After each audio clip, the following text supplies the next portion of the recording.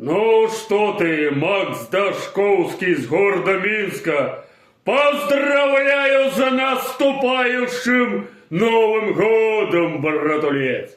Желаю, конечно же, тебе всего самого наилепшего. Счастья, удачи, успеха, здоровья, процветания, благополучия, достатка, уюта, тепла, чага, чтоб тебе любили обов'язково, чтоб ты любил. Сеня взгоды и ненастья нехай остаются у старом 2025 годе, а у 2026, братулец, урывайся на этих конях, гурбунках и бери, як говорится, эту жизненную звезду и топи всегда, добивайся своих целей, братулец, николи не останавливайся на достигнутом.